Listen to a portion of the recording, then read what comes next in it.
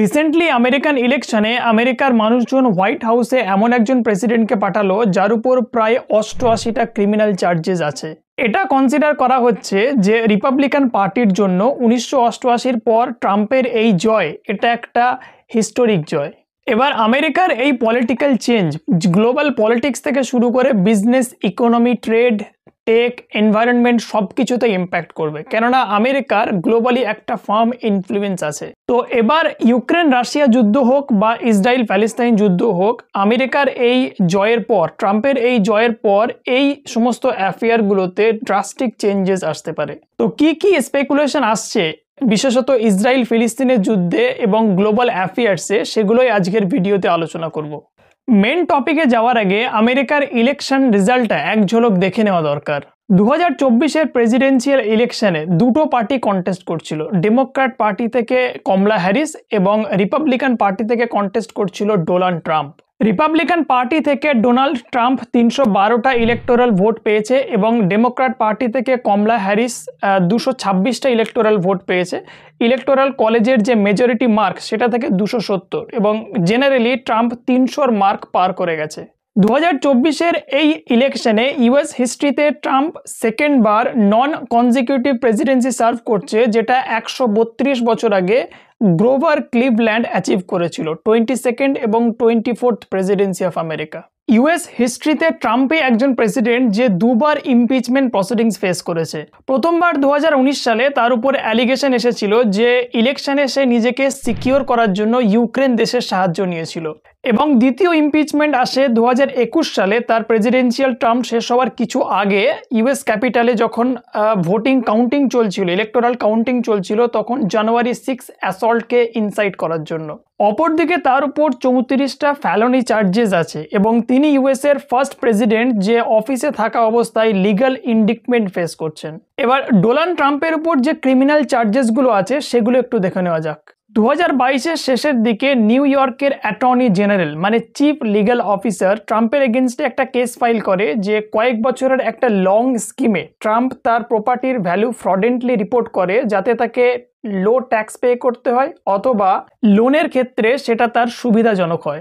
দ্বিতীয়ত, এক American journalist এবং অথর এলিজাবেথ জিন ক্যারল তার উপর কেস ফাইল করে এই বলে যে 1990s-এর সময় একটা ডিপার্টমেন্ট স্টোর রুমে ট্রাম্প তাকে সেক্সুয়ালি অ্যাসল্ট করে। পরে ট্রাম্প যখন ডিনাই করে তখন তাকে ডিফেমেশনের কেসও দেওয়া হয় এবং একটা ব্যাটারি ক্লেমও অ্যাড করা হয়। ব্যাটারি ক্লেম হলো এটা টর্ট লয়ের আন্ডারে পড়ে, যখন কোনো মানুষ ইন্টেনশনালি অফেন্সিভভাবে অন্য কোনো মানুষকে টাচ করে তখন সেটাকে ব্যাটারি ক্লেম বলে। জিন ক্যারল মোট দুবার কেস ফাইল করে, প্রথমবার 2019 সালে এবং দ্বিতীয়বার 2022 সালে। 2019-এ প্রথম কেস ফাইল করে 1990s-এর অ্যাসল্টের জন্য এবং দ্বিতীয়বার কেস ফাইল করে 2022 সালে। 2023-এ এই কেসের ট্রায়াল চলাকালীন জিন ক্যারলের দুটো ফ্রেন্ডের সঙ্গে কথা বলা হয়, তারা এভিডেন্স দেন। 1987-এ তোলা ট্রাম্পের সঙ্গে ছবিও পাওয়া যায়। এরপর ট্রাম্প অ্যাক্সেস হলিউড টেপ থেকে ফুটেজকে এভিডেন্স হিসাবে নেওয়া হয়। এত কিছুর পর মে 2023-এ একটা জুরি ভার্ডিক্ট দেয় যে ট্রাম্প সেক্সুয়ালি অ্যাসল্টের জন্য লায়েবেল এবং এই ড্যামেজের জন্য তাকে $5 মিলিয়ন পে করতেও বলা হয়। এরপর 2023-এর মার্চ মাসে ম্যানহাটন ডিস্ট্রিক্টের অ্যাটর্নি মানে ডিস্ট্রিক্ট ল ডিপার্টমেন্টের হেড যে অ্যালভিন ব্রাগ, তিনি ফ্যালনি চার্জেস নিয়ে আসেন ট্রাম্পের এগেনস্টে। তিনি অ্যালিজ করেন ট্রাম্প বিজনেস রেকর্ডস ফলসিফাইড করেছে, যাদের সঙ্গে তার সেক্সুয়াল রিলেশনশিপ ছিল তাদের মানে সে সকল মেয়েদেরকে হাশ মানি পে করার জন্য। হাশ পেমেন্ট হলো কাউকে ঘুষ দেওয়া যাতে সে কোনো সেন্সিটিভ ইনফরমেশনকে পাবলিকলি ডিসক্লোজ না করে, সেটাকে সিক্রেট রাখে। ট্রাম্পের যে রিলেশনশিপসগুলো ছিল সেগুলো সেন্সিটিভ এবং সিক্রেট ছিল, সুতরাং ট্রাম্প হাশ পেমেন্ট করে তাদের মুখ বন্ধ করায় যাতে তারা সেগুলোকে পাবলিকলি ডিসক্লোজ না করে, কেননা মূলত এ ধরনের স্টোরিগুলো পত্রপত্রিকায় ছাপার জন্য লিটারালি বিক্রি করা যায়। জুন 2023-এ একজন স্পেশাল কাউন্সিল জ্যাক স্মিথ 37টা ফ্যালনি চার্জেস নিয়ে আসে ট্রাম্পের বিরুদ্ধে। তিনি অ্যালিজ করেন যে ট্রাম্প যখন অফিস ছাড়ছিল তখন ন্যাশনাল সিকিউরিটি রিলেটেড কিছু ইনফরমেশন এবং ডকুমেন্টস তার প্রপার্টির সঙ্গে হোয়াইট হাউস থেকে সিক্রেটলি সরিয়ে দেয় এবং সেই ডকুমেন্টসের বক্সটা ট্রাম্প গভর্নমেন্টকে ফিরিয়ে দিচ্ছিল না। যদিও জুলাই 2024-এ জাজ এই কেসটাকে আনকনস্টিটিউশনাল বলে ডিসমিস করে দেয়। এছাড়া জর্জিয়াতে ডিস্ট্রিক্ট অ্যাটর্নি ফেনি উইলস এবং ওয়াশিংটনে জ্যাক স্মিথ 2020-র ইলেকশন কনস্পিরেসির জন্য ট্রাম্পকে অ্যালিজ করে। এবার টোটালটাকে দেখলে মোট 4টে ক্যাটাগরির ক্রিমিনাল কেস ট্রাম্পের উপর আছে: sexual assault, financial fraud, inciting violence এবং ইলেকশন ফ্রডুলেন্ট। এবার ডোনাল্ড ট্রাম্পের উপর এতগুলো ক্রিমিনাল চার্জেস থাকার পর যদি সে কনভিক্টেড হয়, তাহলে এটা দেখার যে প্রেসিডেন্ট হবার পর সে নিজেকে ক্ষমা করে কিনা, কেননা প্রেসিডেন্টের কাছে ক্ষমতা থাকে কোনো সিটিজেনকে ক্ষমা করার। এবার নিজেই যদি সে কনভিক্টেড হয় আর নিজেই প্রেসিডেন্ট হয়, তাহলে সে নিজেই নিজেকে ক্ষমা করে দিতে পারবে। তবে যদি এমনটা হয়, তাহলে ইতিহাসে প্রথমবার আমেরিকার ডেমোক্রেসির জন্য এটা ক্ষতিকারক হবে। এবার প্রশ্ন হতে পারে যে এতগুলো ক্রিমিনাল চার্জেস থাকার পরেও আমেরিকার মানুষজন ট্রাম্পকে ভোট কেন দিল, মানে কোন কোন ব্যাপারগুলোর জন্য 2024-এর প্রেসিডেন্সিয়াল ইলেকশনে ট্রাম্পের জয়ী হলো। প্রথম হলো রুরাল এবং মাইনরিটি ভোট। 2016 সালে যখন প্রেসিডেন্সিয়াল ইলেকশন হয়েছিল, তখনও এই রুরাল ভোট ট্রাম্পকে প্রেসিডেন্ট হতে সাহায্য করে এবং 2024-এ রুরাল ভোটের পার্সেন্টেজ অনেক ভালো 2020-র তুলনায়, স্পেশালি সুইং স্টেটগুলোতে। মাইনরিটিসের দিক থেকে হিসপ্যানিক এবং ব্ল্যাক ভোটের সাপোর্ট 2020-র তুলনায় বেড়েছে। হিসপ্যানিক ভোট প্রায় 14% বেড়েছে 2020-র তুলনায় এবং সুইং স্টেটগুলোতে ব্ল্যাক ভোট শেয়ারও বেড়েছে। প্রায় 40 বছরে এই ডোনাল্ড ট্রাম্প ছাড়া আর কোনো রিপাবলিকান ক্যান্ডিডেট নেই, রিপাবলিকান পার্টির আর কোনো ক্যান্ডিডেট নেই যে এতটা বেশি পরিমাণ নন হোয়াইট ভোট পেয়েছে। এর পেছনে একটা কারণ আছে। রুরাল ভোটার্স যারা, তাদের এমন একটা পারসেপশন তৈরি হয়েছে যে ডেমোক্র্যাট পার্টিটা এটা এলিট ক্লাস মানুষদের জন্য, তারা রুরাল মানুষদেরকে ইগনোর করে। ডেমোক্র্যাট পার্টি তাদের ইলেকশন ক্যাম্পেইনে $1 মিলিয়ন খরচ করার পরেও রুরাল ভোটার্সের থেকে এই পারসেপশনটাকে তারা মুছে ফেলতে পারেনি। দ্বিতীয়ত, ইকোনমির দিক থেকেও বাইডেন প্রশাসন অতটা ভালো পারফর্ম করতে পারেনি। লাস্ট 5 বছরে ইনফ্লেশন বেড়েছে, আনএমপ্লয়মেন্ট বেড়েছে, যেটা ট্রাম্পের সময় এতটা বেশি ছিল না। এছাড়াও একটা ক্যাচি পয়েন্ট ছিল যে যদি ট্রাম্প সরকারে আসে তাহলে সে ট্যাক্স রিলিফ প্রোভাইড করবে। তো এই সমস্ত কারণগুলোর জন্য ট্রাম্পের ভোটিং শেয়ার বেড়ে যায়। তৃতীয়ত, ইল্লিগাল ইমিগ্রেশন আমেরিকার এক বড় সমস্যা। ট্রাম্প বাইডেন প্রশাসনকে ক্রিটিসাইজ করে, কেননা তাদের এই ইল্লিগাল ইমিগ্রেশনের উপর একটা সফট স্ট্যান্স আছে, যেটা আলটিমেটলি জবলেসনেস এবং ন্যাশনাল সিকিউরিটির কনসার্নের কারণ হয়ে দাঁড়ায়। ট্রাম্প জানায় যদি সে সরকার গড়ে তাহলে সে এই ইল্লিগাল ইমিগ্রেশনের উপর রেস্ট্রিকশন জারি করবে। এসব কিছুর উপর দুটো বড় বড় যে যুদ্ধ চলছে, ইসরায়েল প্যালেস্তাইন আর রাশিয়া ইউক্রেনের, এই যুদ্ধগুলোকে ঠিকঠাক বাইডেন প্রশাসন নর্মালাইজই করতে পারেনি। তাই আমেরিকার জনগণ, বিশেষ করে আরব আমেরিকান ভোটার্স, বাইডেনের থেকে ট্রাম্পকে বেশি যোগ্য বলে মনে করেছে। একজন ভোটার বিবিসিকে বলে যে সে বাইডেনের বদলে ট্রাম্পকে ভোট দিচ্ছে, কেননা Trump economical issue, border issue অথবা এই যুদ্ধের ক্ষেত্রে ঠিকঠাক মীমাংসাই করতে পারেনি।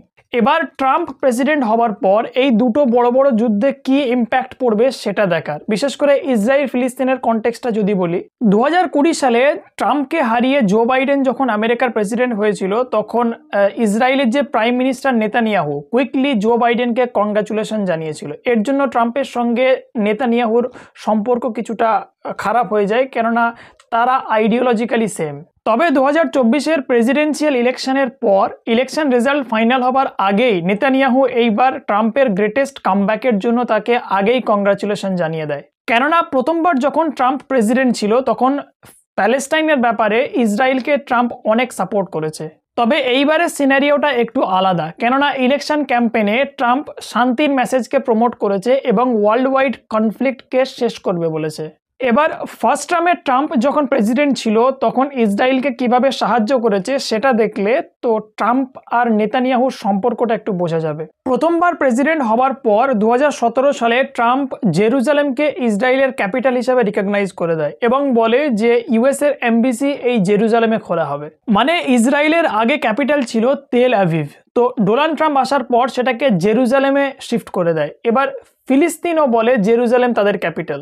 দ্বিতীয়ত, গোলেন হাইটস বলে একটি ডিসপিউটেড এরিয়া আছে মিডল ইস্টে। 1967-এ যখন মিডল ইস্ট যুদ্ধ হয়েছিল, তখন ইসরায়েল এটাকে সিরিয়ার কাছ থেকে ক্যাপচার করেছিল। ইউনাইটেড নেশনস কখনো ইসরায়েলের এই অ্যানেক্সেশনকে রিকগনাইজ করেনি। 2019 সালে, মানে ট্রাম্প যখন প্রথমবার প্রেসিডেন্ট ছিল, সে সময় এই গোলেন হাইটসকে ইসরায়েলের টেরিটরি বলে রিকগনাইজ করে এবং ইউএসই বিশ্বের প্রথম দেশ যে এই গোলেন হাইটসকে ইসরায়েলের টেরিটরি বলে স্বীকৃতি দেয়। 2018 সালে ইসরায়েলের সাপোর্টে ট্রাম্প খুব হিনিয়াস একটা ডিসিশন নেয়। ইউনাইটেড নেশনসের রিলিফ ওয়ার্কস এজেন্সি, যে প্রধানত প্যালেস্টাইনিয়ান রিফিউজি যারা, তাদেরকে অ্যাসিস্ট্যান্ট দিয়ে সাহায্য করত, 2018 সালে ট্রাম্প ইউএনের এই ফান্ডিংটাকেই বন্ধ করে দেয়, যার ফলে এই রিলিফ ওয়ার্ক যেটা ফিলিস্তিনে সেটাও বন্ধ হয়ে যায়। 2021-এ জো বাইডেন আসার পর এটাকে পার্শিয়ালি খোলা হয়, তবে এই 2025-এ যখন ট্রাম্প আসবে তখন কি হবে সেটা কনসার্নিং, কেননা এখন যারা প্যালেস্টাইনিয়ান রিফিউজি তারা হেলথ কেয়ার, এডুকেশন, এই ধরনের বেসিক এসেনশিয়ালসের জন্য এই রিলিফ ওয়ার্কের উপরেই তারা রিলাই করে থাকে। এবার দ্বিতীয়বার ট্রাম্পের অ্যাডমিনিস্ট্রেশনের সময় দুটো জিনিস হতে পারে। প্রথম, প্রতিবারের ন্যায় এবারেও ওয়াশিংটন লং টার্ম পিসের বদলে শর্ট টার্ম পিসের দিকে ফোকাস করবে, কেননা আমেরিকা সবসময় নিজের দিকটাই দেখে, তার ক্ষেত্রে জিওপলিটিক্যাল মুভটাই সব থেকে বড় জিনিস। দ্বিতীয়ত, এটাও হতে পারে যে ট্রাম্পের কোনো হটকারী ডিসিশনের কারণে ইরান আর ইসরায়েলের মধ্যে যে চাপা সংঘর্ষ চলছে সেটা ওপেন কনফ্লিক্টে চলে আসবে, তো সিচুয়েশন ডি এসকেলেট হওয়ার বদলে আরো বেশি সিভিয়ার হয়ে যাবে। তৃতীয়ত, আরেকটা জিনিস হতে পারে, ডোনাল্ড ট্রাম্প আব্রাহাম অ্যাকর্ডসের যে এগ্রিমেন্ট আছে সেটাকে কন্টিনিউ করবে। আব্রাহাম অ্যাকর্ডস হলো ইসরায়েল আর আরব দেশের মধ্যে নর্মালাইজেশনের একটা চুক্তি। প্রথমবার যখন ডোনাল্ড ট্রাম্প প্রেসিডেন্ট ছিল তখন এই আব্রাহাম অ্যাকর্ডস এগ্রিমেন্টের আন্ডারে দুটো দেশ থেকে বাড়িয়ে 6টা আরব দেশের সঙ্গে ইসরায়েলের ডিপ্লোম্যাটিক রিলেশন তৈরি করেছিল। তো এবারে এটাই দেখার 2025-এ ট্রাম্প প্রেসিডেন্ট হওয়ার পরে কোন দিকে মুভ নেয়।